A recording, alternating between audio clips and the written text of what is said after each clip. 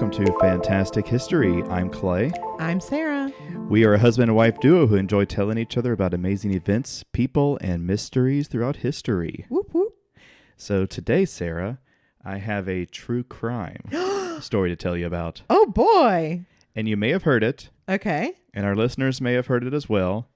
It's not necessarily on the obscure side. Okay. But it's a very interesting one that I hadn't heard of too much of leading up to doing this research, so I wanted to share it.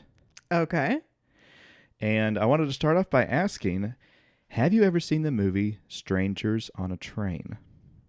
No. Okay. I'm familiar with the premises because there was an episode of CSI based on Strangers on a Train. Oh, okay. Well, if you are not familiar with that movie out there, it's about two men who meet on a train and discuss the idea of a perfect crime. Both men have someone in their lives that they would like to disappear. Mm-hmm. So what if the two strangers swapped murders? There would be no known motive, no relationship to the murderee, etc. In the movie, this doesn't go over well because one of them was not serious about the arrangement. They were just, they're just playing along. Oh, yikes. With the conversation. Like, yeah, that'd be fun. Oops. And the other one was quite serious with the idea. Dear, that is a bummer. Well, it's Alfred Hitchcock, so you got to throw in I was just about to ask you if it was Hitchcock. Yeah. It is. Oh, God. But it leads to the question, is there such a thing as a perfect crime? Well, two young men in the mid-1920s thought so. And they thought that they were brilliant and cunning enough to pull it off. So many criminals think that. It's quite the trope. Yeah, it sure is. So this is the murder orchestrated by Nathan Leopold and Richard Loeb. Okay. Now, they both grew up in some of the most affluent and wealthy families in Chicago. Gross. But they were also very different. Nathan was a shy and bullied child, whereas Richard was a natural extrovert. Mm-hmm. But he was forced to put studies ahead of his social life. Right. One other thing they had in common was that they were both very intelligent, at least academically. They both excelled in school and studies. Both graduated early from high school and went to the University of Chicago. This is where they met when Leopold was 15. Oh, my. And Loeb was 14. Wow. And it didn't take long for their friendship to grow into infatuation on the part of Nathan. And he quickly fell in love with Richard. And it made sense. Loeb was a charming, humorous, and friendly guy. Right. Whereas Leopold was off-putting and arrogant and aloof. So I guess opposites attracted. Oh, yeah. But while they were both intelligent, they'd also been pushed in that direction from a very strict upbringing. So it makes sense that they had a shared mutual interest in unorthodox thrill-seeking. These dangerous adventures involved cheating, vandalism, stealing cars, and more. So when you say cheating, like academically? Yeah. Okay. Yeah, like creating their version of Cliff Notes. Oh, gotcha. Stuff like that. Breaking the rules. Mm-hmm. Okay. In general. It was a way for them to feel alive, especially Richard. These adventures fueled his narcissism, that he was some master criminal, and it gave him a lot of pleasure. Like literally, it gave him pleasure to, do these illegal things. Mm-hmm. I'm sure we're all very impressed. Whereas Nathan, however, didn't feel such enthusiasm for vandalism, but rather adored Richard's company. Right. But he had a fantasy of being a mighty protector, and Richard fit into that fantasy as his adoring master. Oh, okay. And we'll get... This is like a Whitney Houston, Kevin Costner situation, like Bodyguard is kind of... I suppose so. There's a lot of psychology when it comes to Nathan's part, which we'll get into a little bit more, not too long, but... they both were coming at it from different perspectives, but they both really got a lot out of rule breaking. Right. Sort of flaunting their intellect. Oh, gotcha. Like I can get away with these things. And I'm rebelling Mm-hmm. against the system that I had been brought up in. Right. Extremely strict Oh, yeah. upbringing. I'm sure. So in 1921, Richard announced that he was transferring to the University of Michigan. Nathan decided to follow along, but this proved to be a mistake. Richard joined Zeta Beta Tau, and his fraternity brothers did not like his friendship with Nathan. Why?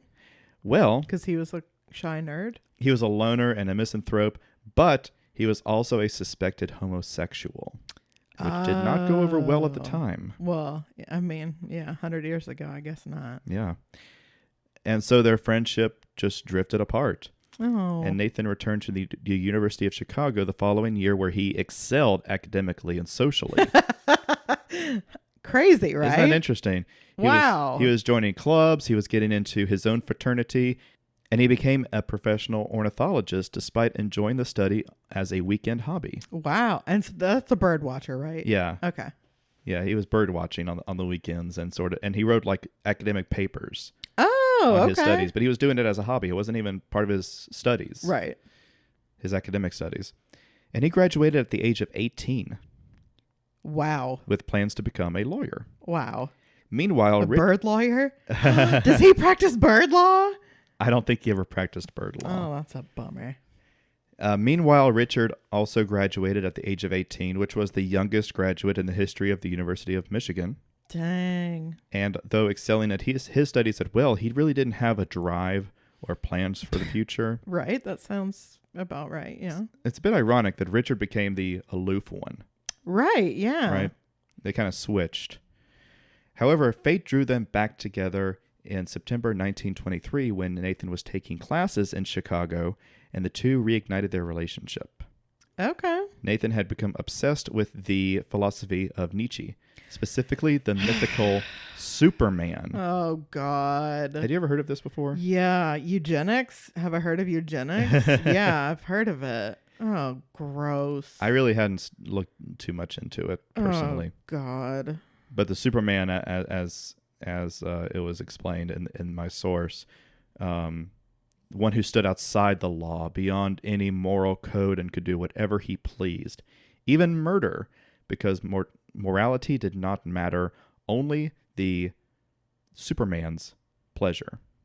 Oh, that kind of Superman. I Yes. see. I thought you were talking about. Well, I'm sure it all You plays know. together, I'm sure it does. building blocks. Yeah. but you can sort of see that. You can sort of see how that played into Nathan's protector role. Anybody in the history of time who has been into Nietzsche is the biggest asshole. Yeah, it seems to be that way. 100% of the time. So it was this new philosophy mixed with his, that attitude of his, mixed with Richard's pleasure of committing these crimes, and his own fantasy of being a master criminal. It's all these things that sort of combined when they began to discuss what would be the perfect crime. And soon these talks formed into a plan to commit that crime and to never be caught. Because I guess that's the idea. You commit a crime, you don't want to be caught. Well, yeah, if it's imperfect if you get caught. Exactly. Unless you planned to be caught. Oh, God. See 7. Oh, I would love to, actually. Can we do that after this? Sure. I love that movie. So just a bit of a warning. Their plan is gruesome. Yeah. Okay. And a bit upsetting.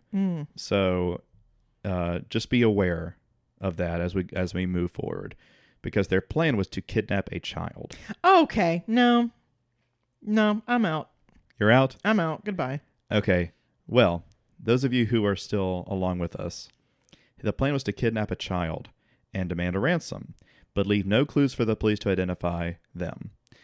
And they would take the ransom, but their plan, it was supposed to be a ransom kidnapping, but underneath their plan was to kill the child.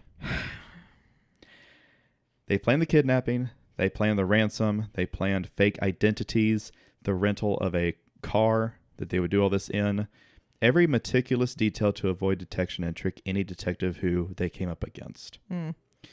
They even wrote a ransom note before they even knew who the victim was going to be. And they used a ransom note in a comic book as a guide. For God's sake. Detective Comics. Oh, I'm assuming. Batman, why? So the day the murder comes, the two drive around Kenwood in Chicago, a neighborhood just north of the university, looking for a victim. They had several candidates in mind whose families were wealthy enough to pay a large ransom, but they were not able to find one of them in an opportunity to approach them. Mm-hmm. They scoured the neighborhood for hours until they came across Richard's cousin. What the hell? Yeah. So this was Bobby Franks, who is their victim, who was 14 at the time. Richard convinced him to take a ride with them, and once he was in the car, Richard killed him. Immediately? Pretty much, In the car? Yeah. Good God. Yeah, he killed him right there with blunt force trauma. Oh. They then drove south to Wolf Lake, where they disposed of the body in a drainage pipe that they had, decided on before. Yeah. Nathan was familiar with the area of this particular hiding spot because he did a lot of bird watching around the lake. For God's sake, first of all, perfect crime. Don't take one of your own family members, dumbass. Second of all, don't dump the body where people know you go all the time. So you're starting to catch on. Gee whiz. Okay. They had also removed Bobby's clothing to avoid identification, and they used hydrochloric acid to disfigure Bobby. Oh, my God. Because they didn't want him to be identified when he was found. Oh, my God. But their plan, their thought was, he'll never be found. This is a drainage pipe in the middle of basically nowhere. Mm-hmm. Who is ever going to find him? If they ever do find him in years, they'll never know who it is. Right. Uh-huh. So this was their master plan. Cool. So their perfect crime had been committed, but had not gone fully according to plan. For one, they had planned on doing the murder together by strangulation, with both boys holding either end of a rope or cord. For what reason? Well, they wanted both of them to commit the murder. They didn't want one of them to do it and the other one to be an accomplice. They wanted both of them to be the one who did it. But if it's a perfect crime and you're never going to get caught, why does that matter? You know what I mean? I guess it's just in your head, right? I guess. I mean, it's not, but okay. Yeah. And because of this, they had not anticipated that there was going to be blood in the car. Okay. And there was. Cool. Couple of smart guys, huh? And this was in a rental car. Right? With their actual real name on the lease, I'm assuming? No. Oh, well. They had a fake identity when they rented the car. Right, of course. But they had to clean the car before returning it. It's just like Pulp Fiction. Well, yeah, they had to call the wolf. While they were cleaning the car in Nathan's garage, they were interrupted by the family driver. Okay. Sven England. Poor Sven. They told him that they had spilled some wine and they were trying to clean it up before returning to Nathan's parents. Sir. But England recognized the odd behavior of them, and because Nathan never did any physical labor. Of course not. And so he was cleaning a car. Uh-huh. Come on. And the fact that this was a very nice green sports car, it was eye-catching. Right? Yeah. Really, guys. Really. Oh my. Now here's something interesting. Their plan for the ransom.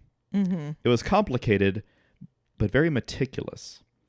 It was almost like a Riddler type scheme. Sure. They had sent a letter that night to arrive at the Franks' home by 8 a.m. the next morning. Mm.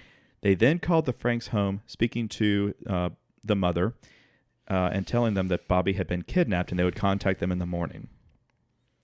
When the letter arrived in the morning, it explained how much money they wanted and how it was to be packaged. Mm-hmm. And then later that morning, a call would instruct Bobby's father, Jacob Franks, to get into a cab that would take him on their way.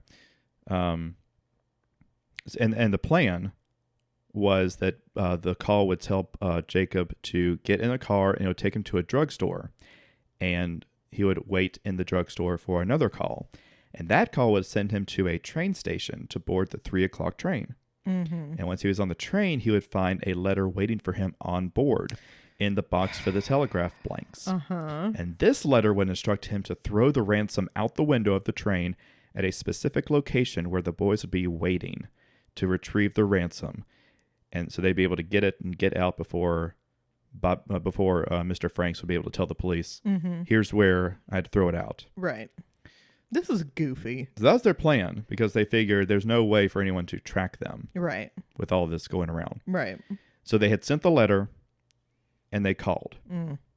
So then everything after that was still up in the air, right? So the morning of the ransom, while Richard was putting the letter, he had boarded the train, and he was putting the letter in the telegraph box. Nathan called a cab for Mr. Franks and then called him. He introduced himself as George Johnson and told him that a yellow cab would arrive at his house shortly and to get in. Franks asked if he could have more time and was told, no, you must leave immediately.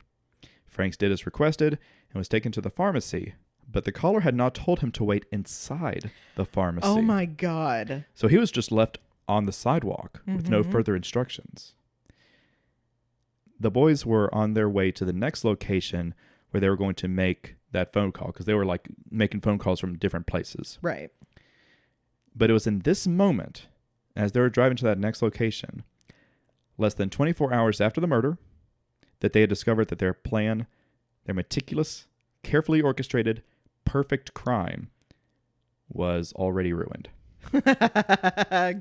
The headline of the Chicago Daily Journal that morning, Bobby's body was found. Oh my God. Yep. That fast. That fast. Get him, Bobby. Okay. So the boys were stunned because they had killed him and put him in the drain pipe like late evening. Right. And then by morning there was in the paper. So they had not expected the body to be found at all. Uh-huh. Much less immediately. They realized now that Franks must know it was Bobby and the whole exercise was a waste, but Nathan urged Richard to see it through. So they did.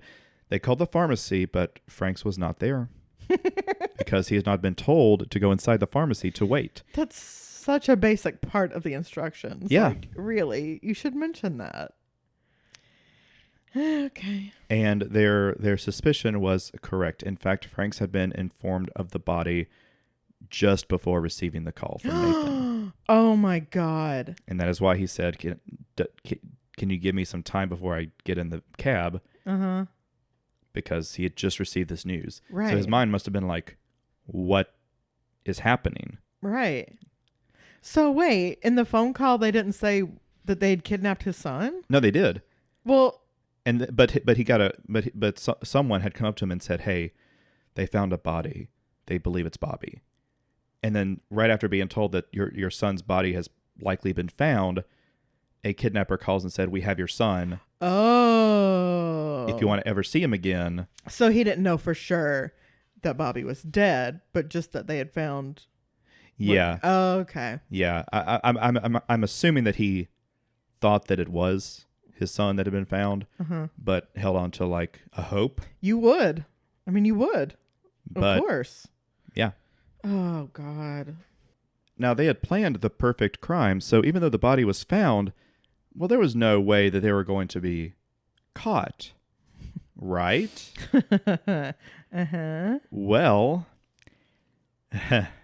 in fact, police found a pair of glasses at the scene. Are you kidding me? Which Nathan had dropped unknowingly. Meanwhile, Richard had decided to engage with two fraternity alumni who were working with the Chicago Daily News on the crime, and even helped them out with some investigating into it by finding the drugstore that Mr. Franks had supposedly was supposed to have entered, but didn't, because he knew that they had called the drugstore and asked for him. He wasn't there. Right. So he was helping these guys find the drugstore that he was supposed to have gone into by asking the clerk, "Hey, did you receive a call from Mr. Franks?" And until he found the one that they did, because he knew which one it was. Oh. So this is a case of like the criminal buddying up with the cops. They love to do that. Yeah. Mm-hmm. And so, of course, Nathan was really worried that their plans were unraveling. I think Richard was a little bit cocky at this time. Yeah, that does sound like him. They were both very cocky. Yeah. But I think Nathan was a bit worried right now because things were just not going according to plan. Uh-huh. So they agreed on an alibi to cover one another. Okay. An airtight alibi that neither one of them would break. Uh-huh. If it came to that. Yeah, sure. Then on May 25th, police knocked on Nathan's door. So they were questioning anyone who frequented the area that Bobby was found. You caught on to this already. Yep. And he was frequenting that area. Good Lord. Now, the questioning was routine, and Nathan did not suspect that they had any suspicion of him specifically. But 4 days later, police once again knocked on the Leopold's door. And this time they asked, "Do you wear glasses?" Got him. Indeed, they had traced the glasses back to Leopold. At his home, police found an illegal handgun and an aggressively written love letter to Richard Loeb. Hello. Richard was picked up for questioning not long after, but they both stuck to their alibis. And they were both cool as cucumbers. Uh-huh. Especially Nathan. Perhaps he thought he was now Nietzsche's Superman. But there was one problem. At least. At least. Their alibi was that they had picked up some girls and had spent the evening with them. Mm-hmm. The evening of the murder. Yeah. What are their names? Well, you know, you wouldn't know them. They go to another school. Right. Oh, yeah, of course. But the detective questioning them, whose name is Richard Crowe, well, he knew that they were in a relationship. Mm-hmm. So he was. Oh, because they found that letter. Yeah.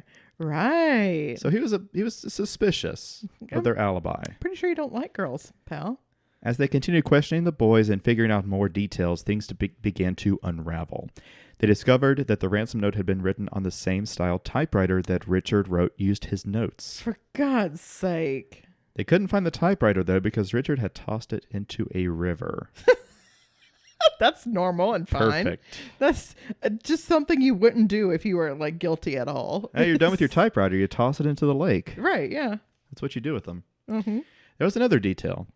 When Richard picked up Nathan, this was the day of the murder. Mm-hmm. Richard picked up Nathan, and Nathan had handed his car over to the family driver, Sven England. Mm-hmm. We just talked about a few minutes ago. Oh, yeah. Because his brakes were squealing. He wanted Sven to look at it. Okay. And fix it. This is when England first saw the green car that Richard was driving. Mm-hmm. And then both boys left in Nathan's car. Or sorry, they both left in Richard's car, leaving Nathan's car in the garage that night. But in their alibi, they said they were driving around with the girls in Nathan's car. Okay. When Crowe revealed this detail to the boys, they denied it, called the chauffeur mistaken or a liar. I'm sure they said much worse than that. Possibly. But less than 1 hour later, Richard called Crowe back and confessed. Yeah. With precise details of the real events, Crowe confronted the smoking, confident Nathan Leopold. But when Crowe mentioned stopping to eat hot dogs and root beer after they killed Bobby, his face dropped. Oh, because who would know that? And he said, I can just imagine he just took another, took a bit more of the cigarette and said, "Well, I'm surprised that dick is talking now. I thought he would stand till hell froze over." Wow. And with that, Nathan gave his account of the real events of the night. Both boys claimed that the other was the mastermind and murderer. Well, you would, yeah. Themselves just being a willing accomplice looking for a thrill. Which still not a good look, honestly. No. Well, this became sort of the this went to trial. Of course, yeah. Their trial was a media spectacle. It was labeled the trial of the century, Oh. probably the third or fourth trial of the century at that time. And it was only the 1920s. Yeah. And this was sort of the thing that captured the media was these affluent, super wealthy, super intelligent, had their whole lives ahead of them, could do anything they wanted, really. Whack, whack, whack. Okay. They brilliant, graduated from college at the age of 18, Woohoo. seemed to have their whole lives ahead of them, just ready to do whatever they wanted. Well, but that's what they did. And this is what they did with it. They killed this kid, and not killed them not committed a murder because they wanted to hurt someone or wanted revenge, or they were cross lovers or anything like that. They just did it for the thrill, just because they're garbage, just to show off. Yeah. And people were just like, this is crazy. Yeah. Their defense retained famous lawyer Clarence Darrow. Oh, wow. Okay.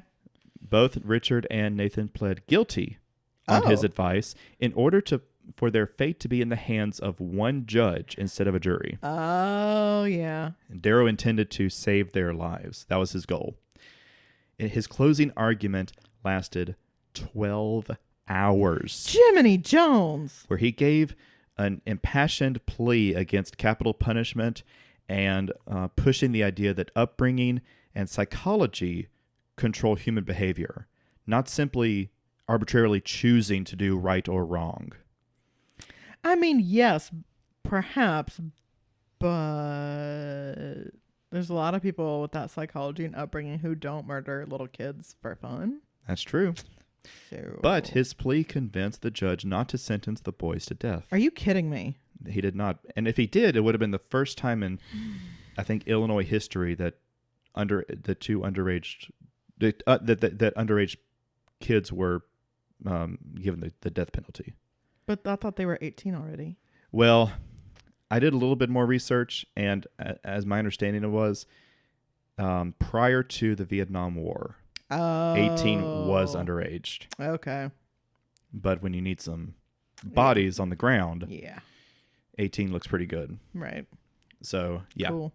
Now, here's a fun fact. Darrow actually also defended a man named John Scopes in the state of Tennessee versus Scopes trial, where Scopes was accused of the crime of teaching evolution in school. Oh, yeah. I'm familiar with this. Which was illegal in Tennessee at the time. Mm-hmm. He lost, but the trial was so widely publicized that it changed public opinion on the topic across America as a whole. Hell yeah. So it's a good lawyer to have on your side. Yeah, a very famous lawyer. I mean, I recognize that name, and this is from 100 years ago. So yeah. Mm-hmm. Pretty big deal. So in the end, in 1924, they were both given life in prison plus 99 years. Okay, I'll allow for that. Both were held at Joliet before being transferred to Stateville Penitentiary in 1931.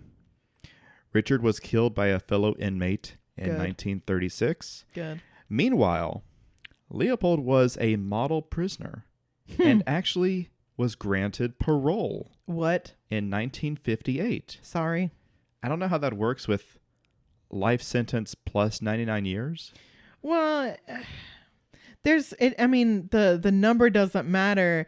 It's life with or life without. If you get life without parole plus 99 years, you're never coming out no matter what. But you can get a life sentence with a parole hearing every 10 years or whatever number. Like that would be part of your sentencing, whether or not you'd be eligible for parole. It sounds like they could have given him life plus life, and it wouldn't have mattered. Right, yeah. You can do 20 life sentences, but you have parole every 10 years, so you still might get out in 10. Yeah. Well, he died in 1971 of a heart attack. Good. So, Sarah. Yeah. You know a lot about true crime. Okay, sure. You listen to podcasts. I've heard my fair share. I've read my fair share. Watched my fair share, probably, yeah. Does the perfect crime exist? Considering how many unsolved murders there are, yeah, sure. Jack the Ripper, perfect crime. Yeah. That, especially considering the fact that it's been over 150 years, it will never be solved. Yeah. completely got away with it. 100%. We will never know who did it, even though those were gruesome, horrible. There was a ton of evidence and it was just mishandled by the cops. Sure, I'd say those murders were a perfect crime. JonBenet Ramsey has never been solved. I mean, they're still trying to work on it now. Perfect crime. They've never figured it out. Everybody's too busy pointing fingers at everybody else. And so, I mean, yeah, obviously. Well, do you think those are instances of the perfect crime falling into their lap, or them meticulously planning something so perfect that even Sherlock Holmes would be confounded? There's no time Sherlock Holmes would be confounded. So if that's, sorry, if that's the framework, then no, the perfect crime does not exist. But with him sadly being fictional, I don't think planning has really been, I mean, with a lot of this stuff, I mean, like with JonBenet and with Jack the Ripper, both, like those are both, two very famous examples of cases being mishandled, evidence being hidden away or destroyed, or, everybody's, pointing fingers at everybody else, so busy, doing that they're not going to do their job. So I hear you. I think any crime can be solved in the right hands. Okay. Now, in The Lovely Bones, I don't know if you've interacted with the book or the movie at all of that, but it was an icicle. You stab somebody with an icicle, and so the murder weapon melts, and they're never able to find it. And so there you go. I mean, from that, and I think that was even a joke on The Office. Probably Dwight, I would imagine. Yeah, stabbing somebody with an icicle. Yeah. Well, if only they had thought of that. I know. Foolish. Well, Sarah, thank you for listening. You're welcome. And thank all of you for listening as well. Hope you liked that story, found it interesting, and if you did, hey, why don't you rate and review us on your favorite podcast platform, and subscribe as well so you can see all of our episodes coming out as they come out. Check us out on Twitter and Instagram for more content. We are Fantastic HPod on both. You can also shoot us an email at fantastichistorypod@gmail.com. And don't forget we have stickers and some other merch. You can find them in the show notes. And hey, until next time, have a good day.